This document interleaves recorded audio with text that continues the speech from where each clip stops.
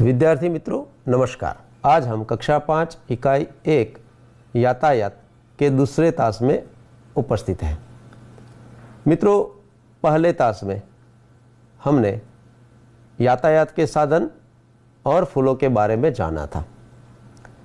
यातायात के साधनों को हिंदी में क्या कहा जाता है और उसी प्रकार से फूलों के नाम भी हिंदी में किस प्रकार के हैं, ये हमने चित्र के जरिए जानने का यहाँ पर प्रयत्न किया था। यातायात के साधनों के नाम और फूलों के नाम आपको याद ही होंगे, याद है ना? हाँ, आइए एक बार उसे दोहरा कर हम आगे बढ़ते हैं। क्या आप फिर से देखना चाहेंगे? हाँ, और हाँ, साथ में आपको ये भी ध्यान में रखना है कि आप अभी अपनी किताब, अपनी कॉपी और पेन लेकर ही बैठे हैं ना? अगर नहीं बैठे हैं तो अपनी कॉपी और पेन और किताब लेकर बैठ जाइए। तो देखते हैं कि पहले तास में हमने यातायात के किन किन साधनों के नाम या किन किन साधनों के बारे में जाना था। इससे तो आप भली भांति अवगत है ना? तो क्या कहेंगे इसको? हाँ, बढ़िया, इसको कहेंगे साइकिल। तो आपको मेरे साथ बोलना भी है और अपनी कॉपी में लिखना भी है, साइकिल। और ये वाला, हाँ, यह है स्कूटर, यह है स्कूटर। और हाँ, इसको तो आप अच्छी तरह से जानते हैं और इसको कहेंगे मोटर साइकिल, मोटर साइकिल। और ये वाला, यह यातायात का कौन सा साधन है, इसका नाम क्या है? हाँ, इसको कहते हैं रिक्शा। लेकिन हमें यह भी ध्यान में रखना है कि रिक्शा हम किस प्रकार से लिखते हैं या हमें किस प्रकार से लिखना चाहिए। और इसे क्या कहते हैं? हाँ, तो यह है कार। ये कौन सा साधन है? यह है ट्रक। हाँ, यह बस है, बढ़िया।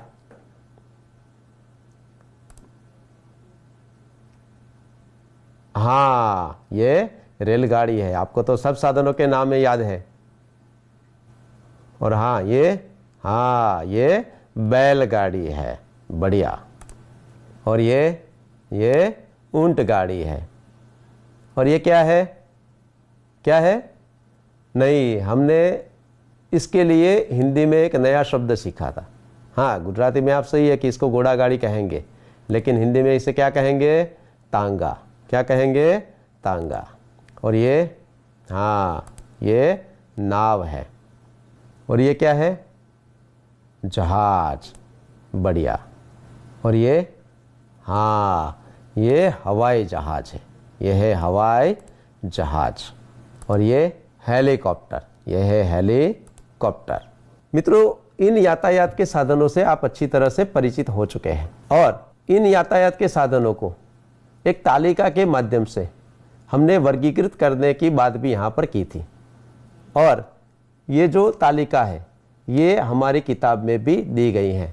मैंने आपको दिखाई भी थी कि आपको उस तालिका में जो सूचना है कि भाई 2 पहियों वाले साधन, 3 पहियों वाले साधन, 4 पहियों वाले साधन और सड़क पर चलने वाले यातायात के साधन, पानी में चलने वाले यातायात के साधन और हवा में उड़ने वाले यातायात के साधन, इन प्रकार से इन साधनों को हमें वर्गीकृत भी करना था।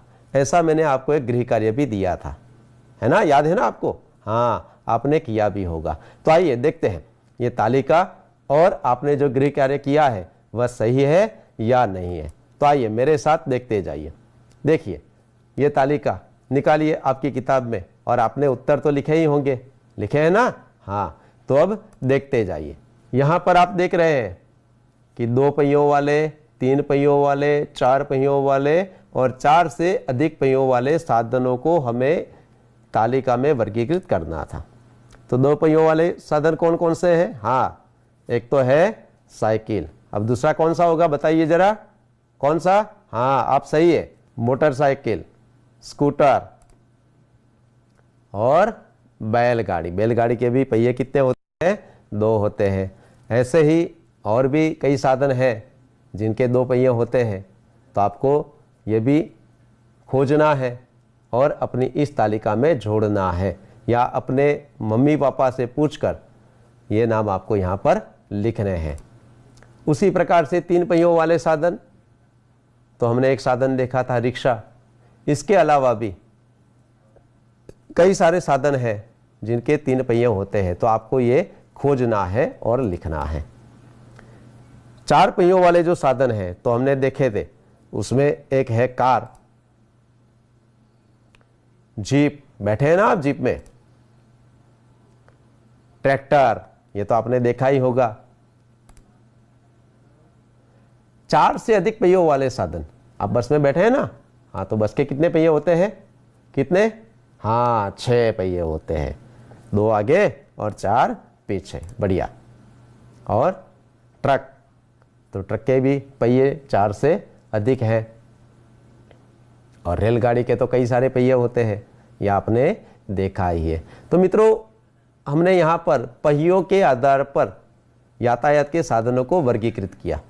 इसी प्रकार से तालिका 2 भी हमें पूर्ण करनी थी, और उसमें वर्गीकृत करने का जरिया कुछ भिन्न था। इस प्रकार से था कि भाई सड़क पर चलने वाले यातायात के साधन, हवा में उड़ने वाले यातायात के साधन और पानी में चलने वाले यातायात के साधन। तो हम जहाँ पर रहते हैं, आप जहाँ पर रहते हैं, वहाँ किस प्रकार के साधन चलते हैं उससे आप अच्छी तरह से परिचित हैं। तो आपके गांव में सड़क तो आती ही होगी, और सड़क पर कौन कौन से साधन चलते हैं ये आपको पता ही है। आइए एक बार देख लेते हैं। तो साइकिल भी सड़क पर चलती है, रिक्शा, कार, बस। तो इसके अलावा भी कई सारे साधन हैं जो कहाँ पर चलते हैं? सड़क पर चलते हैं। हवा में उड़ने वाले साधन, हवाई जहाज और हेलीकॉप्टर के बारे में हमने जाना था। और उसी प्रकार से पानी में चलने वाले यातायात के साधन, तो नाव, जहाज। तो मित्रों, ये बात हमने यातायात के साधनों की। उसी प्रकार से हमने फूल के नाम, तो इस फूल से तो हम अच्छी तरह से परिचित है। ये कौन सा फूल है? हाँ, गुलाब का। और ये वाला? हाँ, कमल का। तो ये है कमल। और ये वाला कौन सा फूल है? कौन सा? करण का। हाँ, नहीं नहीं नहीं, हमें यहां पर ही ध्यान रखना है कि हम गुजराती में करण कहते हैं, लेकिन हिंदी में क्या कहेंगे? कनेर कहेंगे। क्या कहेंगे? देख लीजिए, कनेर। और अपनी कॉपी में सही तरीके से लिख भी लीजिए। और ये वाला, ये है चंपक। और ये सूरजमुखी। हाँ, आप इसे तो अच्छी तरह से जानते हैं। और हिंदी में इसको क्या कहेंगे? हाँ, बढ़िया, सही बताया, गेंदा। ये फूल है गेंदे का, या इसको हिंदी में कहते हैं गेंदा। और ये कौन सा फूल है? हाँ, सदाबहार। यह है सदाबहार। और ये वाला क्या कहेंगे इसको हिंदी में? भूल गए? यह है गुड़हल। यह है गुड़हल। और ये फूल है बेला का। यह है बेला। तो मित्रों, हमने यहाँ पर यातायात के साधन और फूलों के बारे में जानने का प्रयत्न किया, और चित्र के जरिए हमने हिंदी में उसे क्या कहा जाता है समझने का प्रयत्न किया। पहले तास में हमने ये समझा था वाक्य में शब्द का प्रयोग भी किस प्रकार से होता है, और मैंने आपको ये गृह कार्य भी दिया था कि आपको यातायात के साधन और फूलों के नाम का प्रयोग करके वाक्य भी लिखने हैं। लिखे हैं ना? हाँ, बहुत अच्छा। मित्रों, हम हिंदी में ही वार्तालाप करें, यह हमारे लिए आवश्यक है। और अगर हमें हिंदी में बोलना है तो इस प्रकार के जो भी शब्द हैं उनको हिंदी में किस प्रकार से बोला जाए, यानी कि रोजमर्रा की जो शब्दावली है, रोजमर्रा के व्यवहार में जिन शब्दों का प्रयोग होता है उन्हें हम किस प्रकार से बोलते हैं, यह समझना हमारे लिए बहुत ही आवश्यक है। और चित्र के जरिए हम पहले बोलना सीखे मतलब हिंदी में बोलना सीखे, और उसके बाद हिंदी में ही उसका लेखन भी हम अच्छी तरह से कर सकें। इस इकाई के जरिए हमें हमारे अभिव्यक्ति कौशल को विकसित करना है, यानी कि जितना भी हो सके ज़्यादा से ज़्यादा हिंदी में हमें क्या करना है, वार्तालाप करना है, ताकि हम अच्छी तरह से हिंदी में बातचीत करना सीख जाए।